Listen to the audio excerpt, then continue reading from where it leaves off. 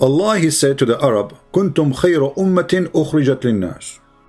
You are the best people who brought to mankind. And what is the duty of those people who brought to mankind? They are the best. And best in what? Like technology, maybe? We will see. The best of them is those, the Arab, who fight and bring all nations to Islam with the chain around their neck. Who is the one who made the invasion? Wasn't the Arab? Who is Umar ibn al-Khattab? Who is Abu Bakr? Who is his army? The verse, it says, you true Muslims are the best of people ever of mankind. By the way, it doesn't say the word Muslim. It says kuntum khayra ummatin ukhrijat linnas. Allah, which Aka Muhammad is speaking to the Arab around him.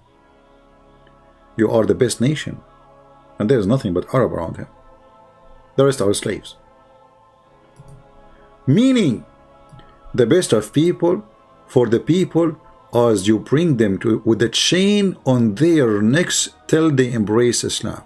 Until now, the cult of Islam is harassing, going after Christians everywhere in the world. Until now, you will be arrested in Saudi Arabia for celebrating Christmas. You are not even doing anything. If they notice that you have any kind of celebration of Christmas in your house, you will be arrested. If they heard that you pray with your friends before you eat in your house, praying to Jesus, you will be arrested. In the best scenario, they will deport you from the country and you will lose all the money you made in your life, working there like a donkey. And during the time you are in jail, they will harass you as much as they can to make you say Shahada. If you go and work in Qatar, you will see what they do to girls. Those poor girls like from Philippines and Indonesia and etc. She go to work in Qatar. The second day she arrived, they say to her, or they say, a few weeks after, we really don't need you, like your contract, we have to send you back. Why you send me back? I borrow money to come here to work. I took money for my family, they are, please, etc. Poor girl. They say to her, well, I don't really know what to do, it's not in my hand. We have to let you go. Please, I borrow money to come here. I did not even make money for the ticket. I did not do anything. I did not do anything wrong. I'm doing my job. And then he said to her, well, there is an employment assistant for Muslim sisters, but sadly you are not Muslim, right? So they cannot help you because they can keep you having a visa and get a job if you were a Muslim. However, we will not let you go now. We will give you like few days. Think about it. If you become a Muslim, we will keep your visa. Do you see? You see the evil? Go check those who work in Qatar. Go check who work in Qatar. And for sure, if this is happening in Qatar, imagine what will happen in Saudi Arabia. Imagine what will happen in other countries. This is why I feel sorry for anyone who work in the Middle East anyway. Never work in the Middle East. For me, I believe that if you are Indonesian and you are poor, work in your country, sell sandwiches in the street, and never go and work in the Middle East, especially if you are a female. Never go there. Find a job anywhere in the world. Never go to the Middle East. You will find those who they are looking for maids from Indonesia. The first thing they want to check how pretty she is. Because you will not be a maid. You know what you will be. 1,200 Indonesian girls were missing, and in a point even the Indonesian government, which is run by Muslims, they stop all kind of employment to go to Saudi Arabia because girls are dying. And how they are missing? What happened? Very simple. They keep raping you, and then you have a baby, and then they want to get rid of you. They kill you, they throw you in the desert, and then they report you to the police that you took some jewels and you run away. And since then we never know where are you. And Saudi Arabia have a desert bigger than Europe. Who will find you? And who they will believe who? You are the maid and they are the masters.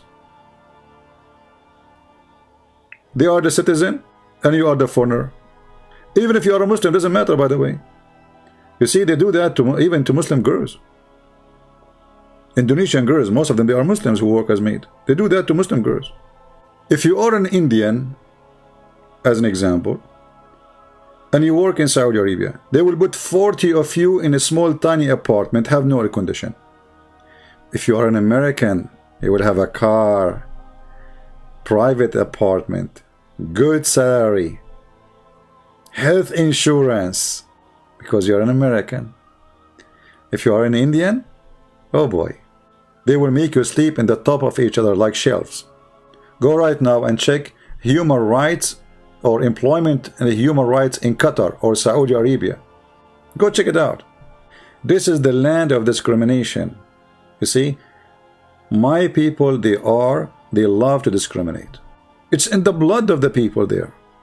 If you are poor, if you don't have a big family, if you don't have a good last name, if you are not good looking, I mean discrimination, everything. This is the land of discrimination. There's nobody in the world discriminate as the Middle East. Nobody. If you don't have somebody powerful to support you, you will die like a rat. You will not even find a job.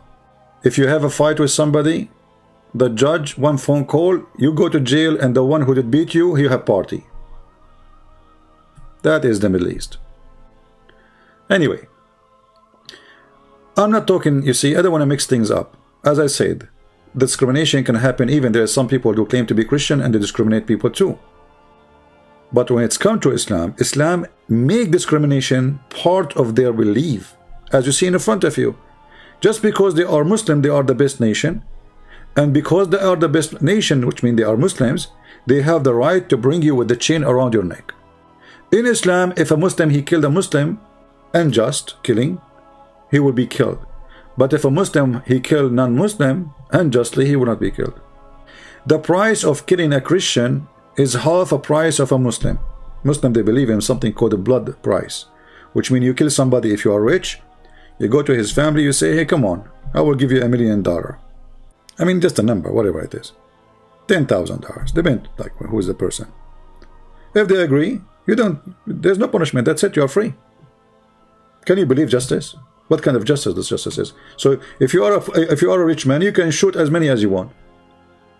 And because those people, they are very poor, and they cannot fight this guy, because obviously if his son get killed and he is rich, I mean, you imagine what will happen to them after, so we will accept the money. What is justice? Islam is religion of unjust, even with deal not only with the Christians, discriminate Christians, discriminate Jews, discriminate everybody, but even with Muslims there is no just.